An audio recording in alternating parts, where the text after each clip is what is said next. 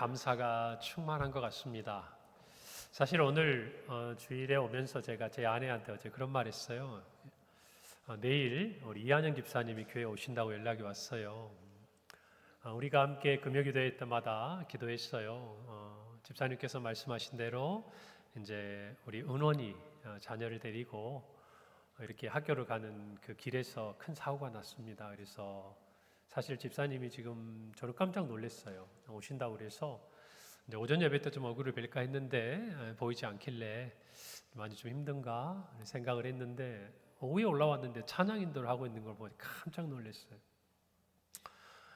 그동안 이렇게 문자로 또 전화로 제가 통화를 하면서도 참 감사한 거는 집사님의 입술이요 감사밖에 없는 거예요. 여러분 우리가 생각해 보세요. 아버지가 수험생이거든요. 요런이가 올해 수능을 봤어요. 얼마 전에. 그러니까 자녀를 데리고 가다가 원치 않게 이렇게 사고가 났습니다. 제가 알기로도 최근에만 한 2년 안에 1년 반 정도의 세 번째 집사님 지금 사고를 겪는 건데 혼자 다니다가 겪는 것과 자녀와 함께 그것도 중요한 시험을 앞에 두고 있는 자녀의 중요한 인생의 어떤 순간에 사고를 당했다. 여러분 어떨 것 같아요? 마음이 힘들죠. 힘들어요. 그런데 거기다가 사고가 좀 크게 났다 그 말이에요. 아이도 정말 가장 어쩌면 중요한 그 시점에 그동안 수고의 열매를 거둬하는 때인데 사고가 나서 그 소식을 주고받고 그런데 우리 집사님이 이렇게 문자로 연락을 주신대요. 최근에 어제 이렇게 받은 문자의 첫 글자가 뭐냐면 할렐루야예요. 할렐루야. 그리고 제가 통화를 하는데도 목사님 감사합니다. 한 번도 집사님의 입을 통해서 부정적인 얘기나 그와 비슷한 얘기를 들어본 적이 없어요. 분명히 마음에 뭔가 하나님께 묻고 싶은 것도 많을 텐데 왜 나는 이렇게 많이 사고가 납니까? 또 왜 이 중요한 순간에 하필이면 이때입니까? 여러분 묻고 싶은 게 너무 많잖아요. 그런데 집사님께서 오늘 오셔서 찬양을 하시는 그 과정에서 여러분 생각해 보세요. 그 침상에서 병상에서 집사님이 할 수 있는 게 뭐겠습니까? 자녀를 위해서. 집사님 뭘 해줄 수 있어요? 자기 몸도 부서져 있는데. 기도죠. 우리 은원이가 빨리 회복되어서 수능에 어려움이 없도록 해달라고. 자기 몸은 돌볼 겨를이 없지 않겠어요? 그런데 어쨌든 우리 집사님께서 그 모든 사고를 끝내고 퇴원을 하시고 오셔서 다 하시는 게 여기 서 있는 거예요. 제가 보니까 집사님이 그렇게 하고 싶었던 것 같아요. 왜 그렇게 하고 싶었을까? 그 얘기를 하고 싶었어. 내 평생에 가는 길 순탄하여 내 영혼 평안해. 이 지난 시간의 신앙의 고백을 우리 성도들에게 드리고 싶어서 다시 말하면 그 병상에서 하나님 앞에 간절히 기도했을 때 주셨던 은혜가 너무 커서 비록 지금 몸은 약해요. 통원 치료 받아야 되고 많은 부분 치료가 필요해요.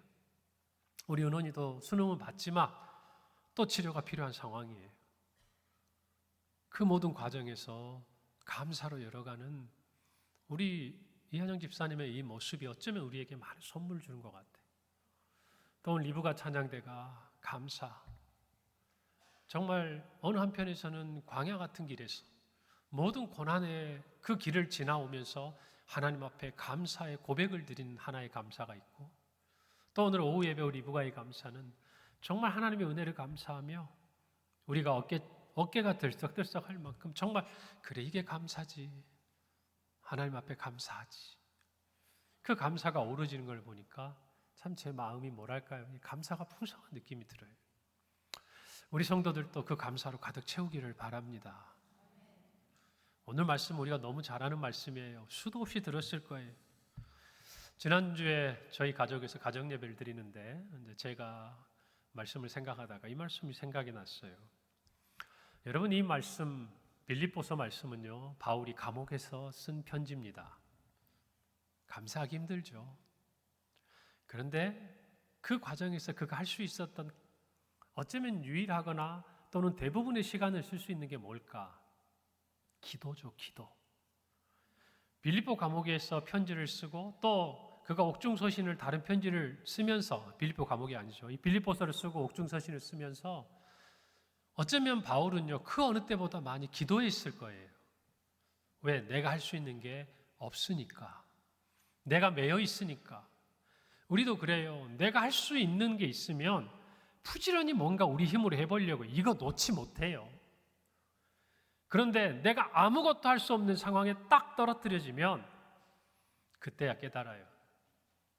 기도구나. 기도구나. 여러분, 그래서 제가 볼 때 바울은 그가 옥중에 매여 있는 이 기간에 기도의 능력을 체험해요. 기도의 신비를 깨닫게 되는 거예요. 그래서 그 기도에 하나님께 받은 그 은혜를 지금 빌립보 교인들에게 전하고 있는 말씀이 오늘 본문이에요. 그리고 그가 그 기도의 시간들을 지나며 깨달은 한 단어가 있다면 그것이 바로 감사라는 단어예요. 여러분, 감사의 기도를 드리려면요, 오늘 바울은 이야기합니다. 그 첫 구절에 뭐라고 이야기하는가 하면 아무것도 염려하지 말라 그래요. 우리는 왜 아무것도 염려하지 말아야 할까?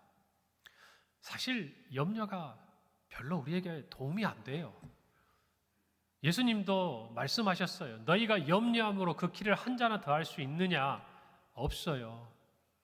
그래서 우리는 염려할 필요가 없어요. 어쩌면 이 말은 굉장히 공식적이고 구조적이고 우리의 머릿속에서 그냥 떠올릴 수 있는 단어예요. 그러나 어쩌면 바울은 그 이상을 생각했을 거예요. 이 말씀을 묵상하는데 제 마음에 이런 생각이 들었어요.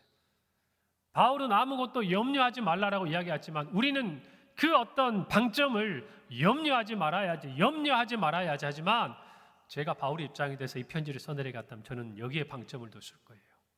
아무것도. 필요가 없어서가 아니라 내가 염려한들 뭐가 되겠느냐 이 정도의 생각이 아니라 이 말씀을 묵상하는 제 마음속에 어떤 생각이 들었냐면 염려란요 여러분 강력한 거예요. 힘이 있어요. 우리를 사로잡아요. 바울은 우리가 염려하지 말기를 원했지만 한 단계 더 높은 것을 요구했어요. 아무것도 염려하지 말라는 거예요. 이것은 굉장히 현실적이고 바울의 체험에서 나온 얘기예요. 왜냐하면 아무리 우리의 마음이 감사로 가득한 것 같아도 작은 염려의 싹이 올라오면 순식간에 어디론가 그 감사가 다 흩어져 버려요.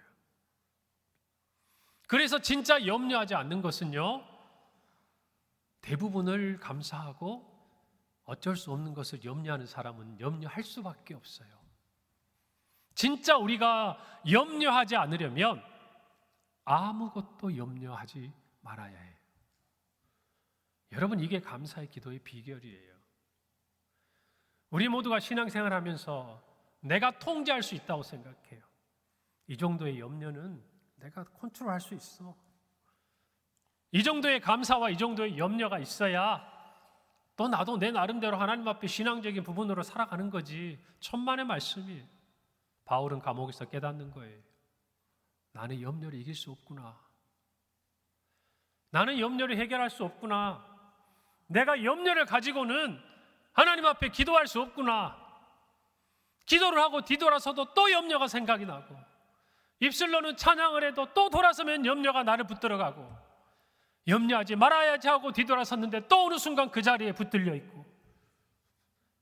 여러분, 그래서 바울은 하나님의 말씀을 쓰면서 이렇게 기록하는 거예요. 빌립보 교인들에게 편지하면서 아무것도 염려하지 말아라.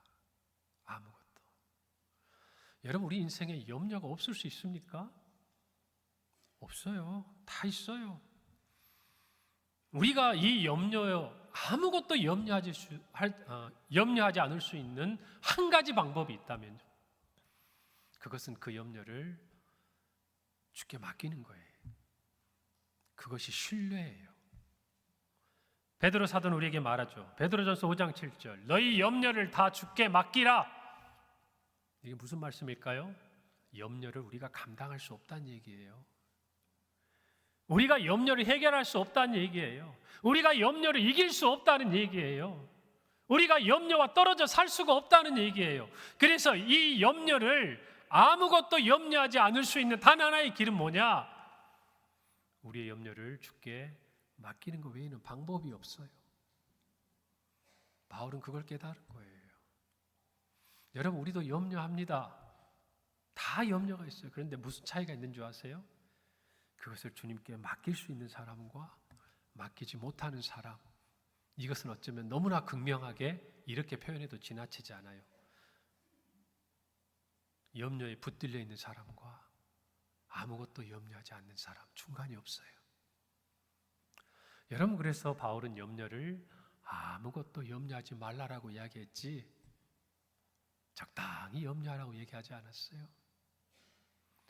여러분의 삶 속에 오늘 염려가 있다면 여러분 둘 중에 하나예요. 여러분이 맡길 수 있다면 여러분은 아무것도 염려하지 않을 수 있어요. 그러나 여러분이 맡기지 못하면 여러분의 염려에 매여 있는 사람일 수밖에 없다는 걸 아셔야 돼요. 그래서 저와 여러분이요, 감사의 기도로 나아가려면 첫 번째가 뭔가 하니? 아무것도 염려하지 말라는 거예요. 신뢰하라는 거예요.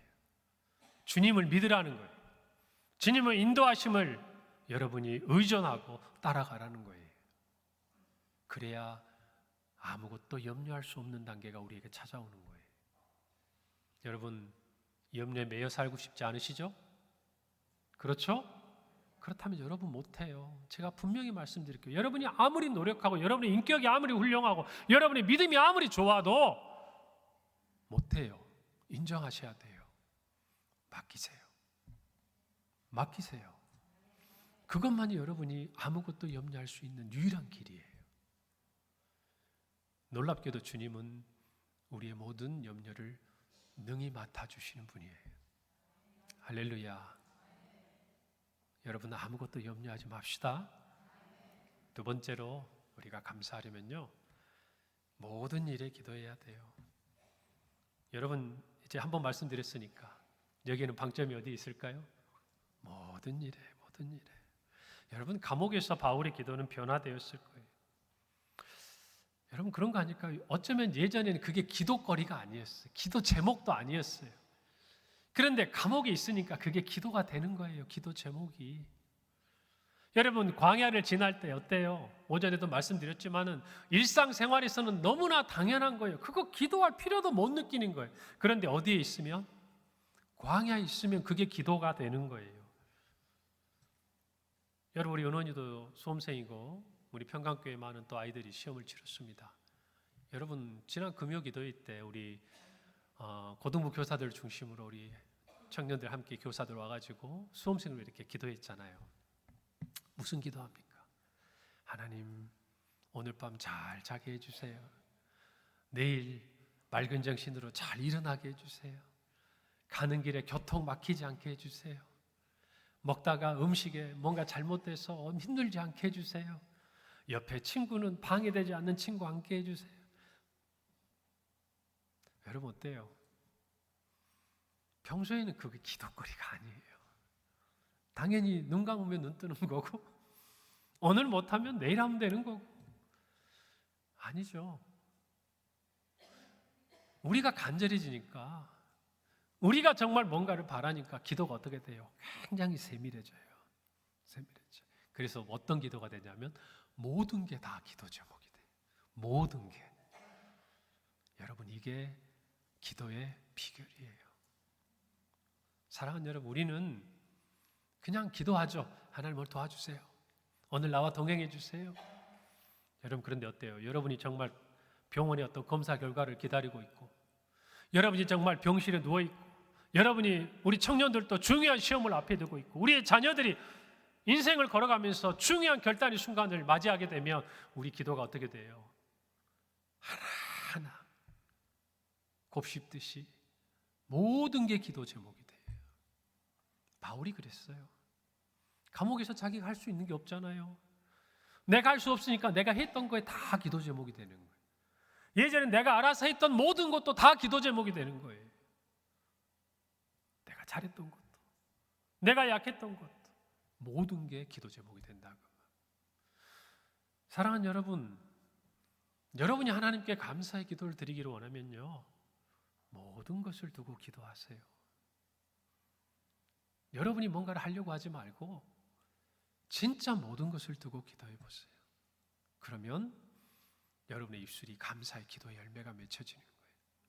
할렐루야.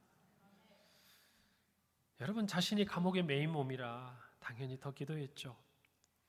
그게 하루하루, 이틀이, 많은 시간이 지나가면 몸에 배이게 될 거예요.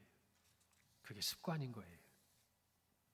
모든 일에 기도하기를 원하면요, 기도가 습관이 돼야 돼요. 습관이. 겟세마네 동산에 기도하러 예수님이 올라가셨습니다. 그때 기록의 성경은 누가복음 22장 39절에 예수께서 나가사 습관을 따라 감람산에 가심에 제자들도 따라갔다 그랬어요. 뭐하러? 기도하러 가셨어요. 기도하러. 십자가를 지시기 그 바로 앞에 예수님은 기도하러 가셨다 그 말입니다. 여러분, 우린 이걸 알아야 돼요. 모든 일에 기도해야 결정적인 순간에 기도할 수 있어요. 우리는 착각해요. 지금 평안하니까 내 삶에 어떤 문제가 생기면 내가 기도하지. 당연히 기도하지. 그런데 그렇지 않아요. 진짜 기도해야 되는데 기도 안 해요. 못 해요. 그때 가서 엉뚱한 소리예요. 하나님 앞에 염치가 없어서 못 하겠어요. 기도하려고 하는데 하나님 다 아시겠죠. 모든 일에 기도하는 사람이 정말 내가 필요한 순간, 내 삶의 중요한 순간, 내 삶의 결정적인 순간에 하나님 앞에 기도하는 거예요, 여러분. 그래서 그 기도가 응답이 되는 것이고, 그래서 그 기도가 감사의 고백이 되는 거예요. 할렐루야. 여러분, 우리 모두가 모든 일에 기도할 수 있어야 돼요. 여러분, 그 기도가 감사의 기도를 만들어내는 줄 믿습니다. 마지막 세 번째로요, 오늘의 주제입니다. 감사함으로 기도해야 돼요. 감사의 마음으로 기도해야 우리의 기도가 하나님께 응답되는 거예요. 여러분, 우리가 감사함으로 하나님께 기도할 수 있는 이유는 뭘까요? 여러분, 기도가 응답이 됐나요? 아니에요. 우리는 그 응답을 바라보면서 기도를 합니다. 대부분의 경우에. 그럼에도 불구하고 우리는 감사로 기도해요. 바울은 말해요. 감사함으로 하나님께 아뢰라. 아직 응답된 게 보이지 않아요. 확인할 수도 없습니다. 감옥 안에서 그는 다만 기도할 뿐이에요. 그러나 어떤 마음으로? 감사한 마음으로. 어떻게 그럴 수 있죠? 하나님의 응답을 믿기 때문이에요. 하나님의 응답을 확신하기 때문이에요. 여러분, 그래서 감사를 기도하는 거예요. 여러분, 하나님은요, 이 기도에 약합니다. 시편 말씀에 감사로 제사 드리는 자가 나를 영화롭게 한다 그랬어요. 하나님은요, 감사함으로 나오는 사람들을 사랑하시고 약하세요. 여러분, 때로는 불평에도 하나님 들어주십니다. 원망에도 들어주실 때가 있어요. 여러분, 우리가 자녀를 키울 때 어때요? 애들이 때를 써도 들어줍니다. 왜요? 아직 애가 어리니까, 아기니까. 여러분, 이스라엘 백성의 광야의 삶을 보세요. 꼭 어린아이 같아요. 마실 물이 없으니까. 출애굽기 15장 24절에 백성이 모세에게 원망하여 이르되 우리가 무엇을 마실까? 나 목말라 죽겠어요. 그때 하나님 어떻게 하신 줄 아세요? 마라의 그 쓴 물, 먹지 못하는 물을 달게 해서 먹이셨습니다. 또 출애굽기 16장 2절에 보니까 이스라엘 자손 온 회중이 그 광야에서 모세와 아론을 또 원망합니다. 이유는 뭐였냐면 먹을 것이 없다고 원망해. 이번에는 하나님이 뭐 주셨어요? 만나를 주셨습니다. 이렇게 계속하면 얼마나 좋아요. 우리는 떼쓰고 하나님은 들어주시고, 우리가 떼쓰면 또 들어주시고. 자, 여러분, 자녀를 양육할 때 때를 계속 쓰면 계속 받아줍니까? 아니죠. 왜요? 그게 아이를 망치는 길인 줄 아기 때문이에요. 여러분, 하나님께서요, 이 이스라엘 백성들의 끝이 없는 원망을 들으시면서 계속 응답해 주시는 게 아니에요. 점점 하나님의 뜻을 가르쳐 주시고 알게 하세요. 계속되는 불평에 하나님이 요구를 들어주셨습니다. 그 사건이 메추라기 사건이에요. 민수기 11장 33절 34절 고기가 아직 이 사이에 있어 씹히기 전에 여호와께서 백성에게 대하여 진노하사 심히 큰 재앙으로 치셨으므로 그곳 이름을 기브롯 핫다와라 불렀으니 욕심을 낸 백성을 거기 장사했다. 기브롯 핫다와 탐욕의 무덤이란 뜻이에요. 여러분, 고기 주셨습니까? 안 주셨습니까? 이번에도 주셨습니다. 근데 고기만 주고 끝나셨나요? 아니요. 회초리도 드셨어요. 그리고 이스라엘 백성들이 가데스 바네아에서 하나님의 말씀에 반역해서 그들이 그 땅을 정복하는 것이 아니라 다시 애굽으로 돌아가겠나고 또 하나님 앞에 원망해요. 돌아가지도 못할 거면서 불평합니다. 그때 하나님이 어떤 일을 행하시죠? 그 광야의 출애굽 1세대는요, 믿음의 보고를 드린 요수아와 갈렙 위에는 광야에서 다 쓰러졌어요. 여러분, 이것을 통해 우리는 뭘 배웁니까? 우리가 때를 써서 얻을 수 있는 것은 한계가 있다는 거예요. 여러분, 정말 하나님의 크신 응답과 좋은 것들을 풍성히 받기 원하십니까? 별로 관심이 없군요. 그런데 다시 한번 여쭤볼게요. 풍성히 받기를 원하세요? 그럼 제가 비결을 알려드릴게요. 여러분, 어린아이처럼 떼쓰지 말고 감사의 기도를 하세요. 떼쓰지 말고 감사의 기도를 하시라. 여러분, 어린아이가 때렸을 때 한두 번 요구 들어주지만 정말 좋은 것은요, 감사함으로 서로가 주고받는 거예요. 제가 예전에 한번 말씀드린 것 같은데 설교 중에 또 생각이 나요. 제가 어릴 때 저희 집에 이제 저희 아버지가 이렇게 사과를 가져오셨답니다. 저희 어머니가 이렇게 사과를 준대. 제가 아주 어릴 때니까 어린아이가 사과 하나를 다 못 먹잖아요. 사과를 어머니가 딱 받아서 한 입을 딱 베어서 먹고 저를 주셨어요. 제가 어떻게 했을까요? 애들 말로 땡깡을 부리는 거죠. 땡깡을 넣는 거예요. 엄마가 그거를 바로 안 주고 한 입 베어 먹고 줬다고 싫어 하면서 사과를 던져버린 거예요. 우리 어머니가 어떻게 하셨을까요? 아니, 사실 저는 안 봤으니까 몰라요. 어머니가 말씀해 주셨기 때문에 들어서 하는 거예요. 저희 어머니가 저를 굶기셨어요. 굶기시고 난 다음에 그 다음에 또 사과를 하나 가져오셔서 또 사과를 한 입 베어 먹고 저를 주셨어요. 제가 어떻게 했을까요? 맞아요. 어머니에게는 그게 자녀에 대한 훈육이셨겠죠. 저는 지혜로우셨다는 생각이 듭니다. 좋은 것을 얻는 방법을 가르쳐 주시는 거예요. 여러분, 우리가 때를 써서 얻을 수 있는 것은 많지 않아요. 어릴 때 얘기예요. 작은 것일 때 얘기예요. 그러나 좋은 것, 큰 것, 풍성한 것, 귀한 것을 얻으려면 다른 방법을 써야 돼요. 감사해야 돼요. 어머니, 사과 맛있습니다. 감사합니다. 너무 맛있네요. 여러분, 저희 아이하고 예전에 가족 여행을 갈 때 거제도 쪽에 가니까 무슨 프로에서 운영했던 그 간장게장 하는 유명한 집이 이제 있더라고요. 막 붙여놨어요, 가게 앞에. 그래서 밥 먹을 때도 됐고 들어가서 먹자 그랬는데 좀 실망스러웠어요. 양이 너무 적은 거예요. 주셨는데. 그래서 저는 손가락이나 빨아야겠다 있는데 우리 큰 녀석이 어릴 때입니다. 막 맛있게 먹는 거예요. 그러더니 저한테 이렇게 얘기해요. 아빠, 너무 맛있어요. 진짜 간장게장 나 이렇게 맛있는 거 처음 먹어봐요. 그런데 이 말을 누가 듣고 있었냐면 나이가 많으신 할머니, 그 집 사장님이 옆에서 게장을 이렇게 또 담고 이렇게 있었어요. 그릇에다 옮겨 담고. 근데 조그만 아이가 너무 맛있다고 그러니까 신기하잖아요. 아이들이 그런 거 좋아하는 것도 아닌데. 그래서 그렇게 물어보시다. 진짜 그렇게 맛있어? 근데 우리 애가 기가 막힌 말 하는 거예요. 제가 먹어본 게장 중에 제일 맛있어요. 무슨 일이 일어났을까요? 할머니가 담던 간장게장 담아가지고 배불리 먹었습니다. 아이 덕분에. 여러분, 감사하는 자가 좋은 것을 얻는 거예요. 우리는 세상에서도 그 지혜를 얻는데 하나님 앞에도 마찬가지 같아요. 여러분, 이 추수감사주일을 지나면서 그래서 감사를 찾아야 하고 감사를 놓치지 말아야 하는 이유는 그 감사가 우리를 더 풍요롭게 하기 때문이에요. 할렐루야. 오늘 그 말씀, 어쩌면 바울은요 갇혀 있었고 모든 것이 불편하고 감사하기 어려운 조건이었음에도 불구하고 그는 기도를 통해 감사를 찾은 거예요. 오늘 저와 여러분이 이 말씀을 통해서 감사의 기도를 드리는 하나님의 자녀들이 되기를 바랍니다. 하고 싶은 말이 참 많아요.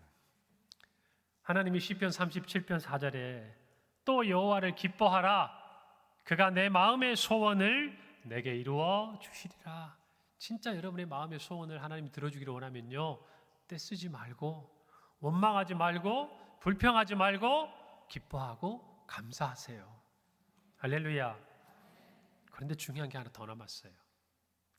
이런 감사의 기도가 가져오는 우리의 열매가 있는데요, 7절에 이런 말씀이에요. 그리하면 모든 지각에 뛰어난 하나님의 평강이 그리스도 예수 안에서 너희 마음과 생각을 지키시리라.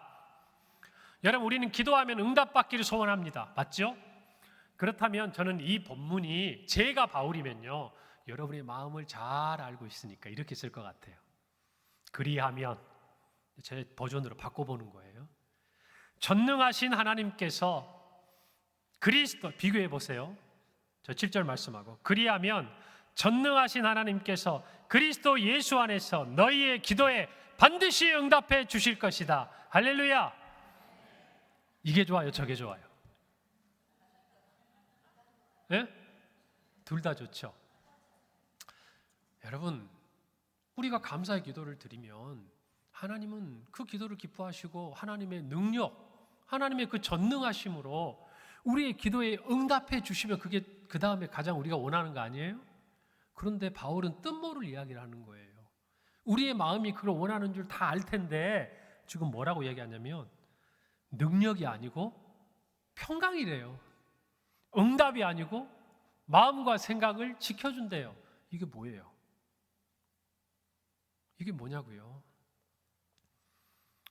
여러분, 이것은요, 응답을 확신하는 사람이 갖는 마음이에요. 하나님께서 우리가 감사로 기도할 때 반드시 우리에게 응답하신다.